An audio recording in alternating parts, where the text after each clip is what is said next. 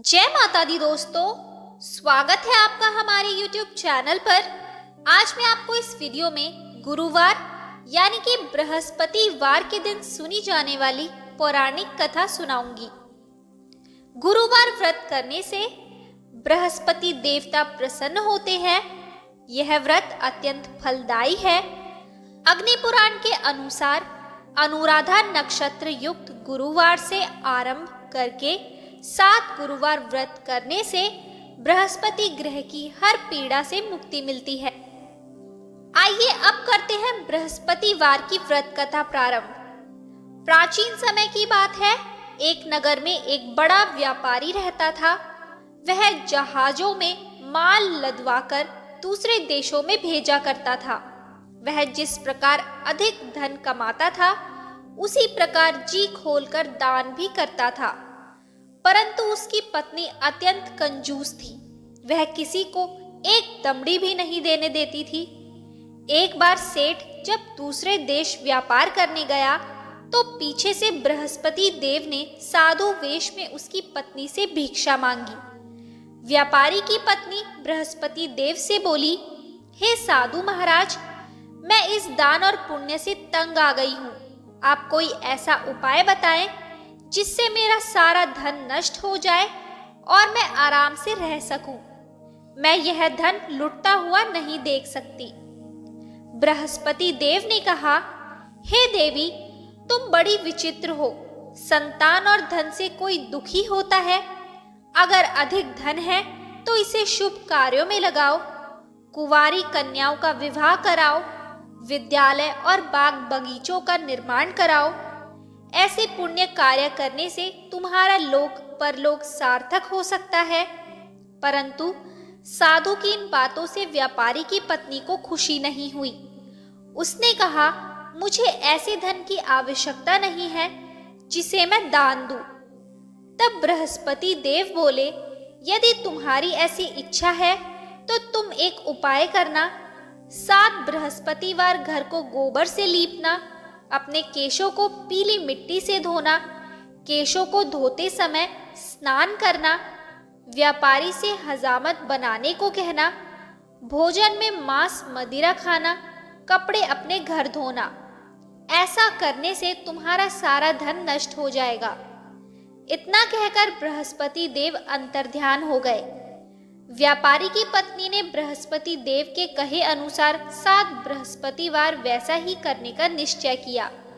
केवल 3 बृहस्पतिवार बीते थे कि उसकी समस्त धन संपत्ति नष्ट हो गई और वह परलोक सिधार गई। जब व्यापारी वापस आया तो उसने देखा कि उसका सब कुछ नष्ट हो चुका है। उस व्यापारी ने अपनी पुत्री को सांत्वना दी और दूसरे नगर में जाकर बस गया। वहां वह जंगल से लकड़ी काटकर लाता और शहर में बेचता।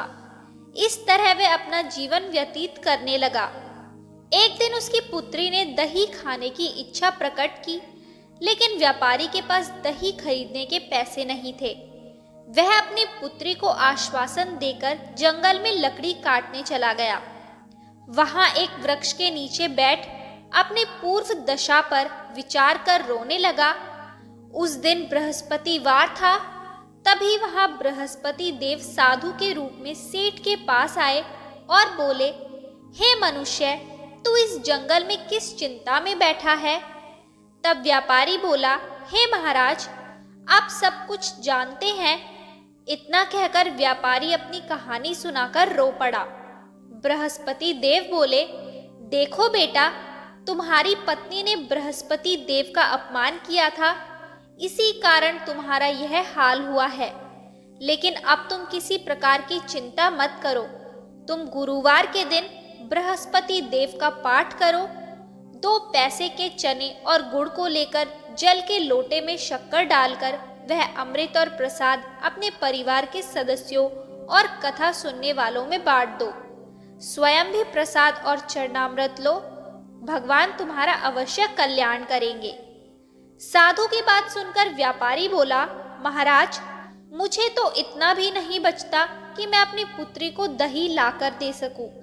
इस पर साधु जी बोले, तुम लकड़ियां शहर में बेचने जाना, तुम्हें लकड़ियों के दाम पहले से चौगुना मिलेंगे, जिससे तुम्हारे सारे कार्य सिद्ध हो जाएंगे। उसने लकड़ियां काटी और शहर में बेचने के लिए चल पड़ा।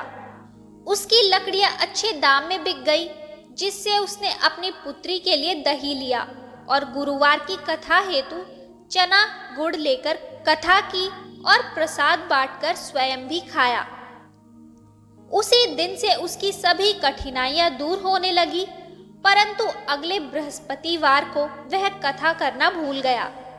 अगले दिन वहां के राजा ने एक बड़े यज्ञ का आयोजन कर पूरे नगर के लोगों के लिए भोज का आयोजन किया।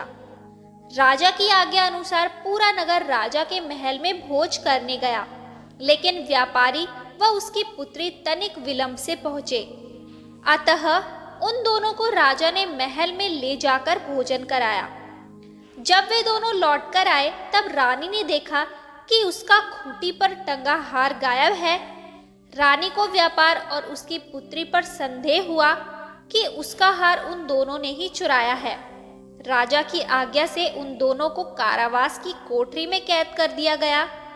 कैद में पकड़कर दोनों अत्यंत दुखी हुए। वहां उन्होंने बृहस्पति देवता का स्मरण किया। बृहस्पति देव ने प्रकट होकर व्यापारी को उसकी भूल का आभास कराया और उन्हें सलाह दी कि गुरुवार के दिन कैद खाने के दरवाजे पर तुम्हें 2 पैसे मिलेंगे। उनसे तुम चने और मुनक्का मंगवाकर विधि पूर्वक बृहस्पति देवता का पूजन करना, तुम्हारे सब दुख दूर हो जाएंगे। बृहस्पतिवार को कैद खाने के द्वार पर उन्हें 2 पैसे मिले।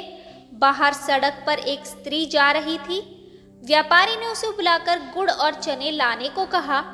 इस पर वह स्त्री बोली, मैं अपनी बहू के लिए गहने लेने जा रही हूँ, मेरे पास समय नहीं है।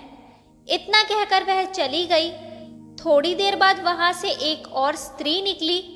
व्यापारी ने उसे बुलाकर कहा कि हे बहन, मुझे बृहस्पतिवार की कथा करनी है, तुम मुझे 2 पैसे का गुड़ चना ला दो। बृहस्पति देव का नाम सुनकर वह स्त्री बोली, भाई, मैं तुम्हें अभी गुड़ चना लाकर देती हूँ। मेरा इकलौता पुत्र मर गया है, मैं उसके लिए कफन लेने जा रही थी, लेकिन मैं पहले तुम्हारा काम करूंगी, उसके बाद अपने पुत्र के लिए कफन लाऊंगी।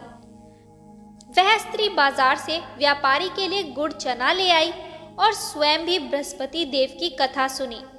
कथा के समाप्त होने पर वह स्त्री कफन लेकर अपने घर गई। घर पर लोग उसके पुत्र की लाश को राम नाम सत्य है कहते हुए शमशान ले जाने की तैयारी कर रहे थे।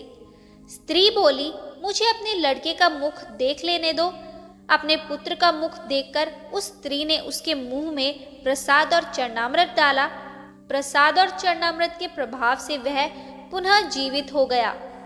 पहली स्त्री जिसने बृहस्पति देव का निरादर किया था, वह जब अपने पुत्र के विवाह हेतु पुत्र वधू के लिए गहने लेकर लौटी और जैसे ही उसका पुत्र घोड़ी पर बैठकर निकला, वैसे ही घोड़ी ने ऐसी उछाल मारी कि वह घोड़ी से गिरकर मर गया। यह देख स्त्री रो रोकर बृहस्पति देव से क्षमा याचना करने लगी। उस स्त्री की याचना से बृहस्पति देव साधु वेश में वहां पहुंचकर कहने लगे, देवी, तुम्हें अधिक विलाप करने की आवश्यकता नहीं है। यह बृहस्पति देव का अनादर करने के कारण हुआ है। तुम वापस जाकर मेरे भक्त से क्षमा मांगकर कथा सुनो, तब ही तुम्हारी मनोकामना पूर्ण होगी। जेल में जाकर उस स्त्री ने व्यापारी से माफी मांगी और कथा सुनी। कथा के उपरांत वह प्रसाद और चरणामृत लेकर अपने घर वापस गई। घर आकर उसने चरणामृत अपने मृत पुत्र के मुख में डाला। चरणामृत के प्रभाव से उसका पुत्र भी जीवित हो उठा। उसी रात बृहस्पति देव राजा के सपने में आए और बोले, हे राजन, तूने जिस व्यापारी और उसके पुत्री को जेल में कैद कर रखा है, वह बिल्कुल निर्दोष है। तुम्हारी रानी का हार वहीं खूंटी पर टंगा है। दिन निकला तो राजा रानी ने हार खूंटी पर लटका हुआ देखा।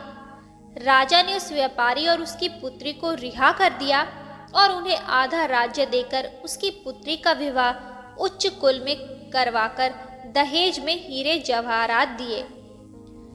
तो दोस्तों, यहाँ होती है बृहस्पतिवार की पौराणिक कथा समाप्त। हमारी आगे की सभी वीडियोस को देखने के लिए हमारे चैनल को सब्सक्राइब करें और शेयर करना ना भूलें।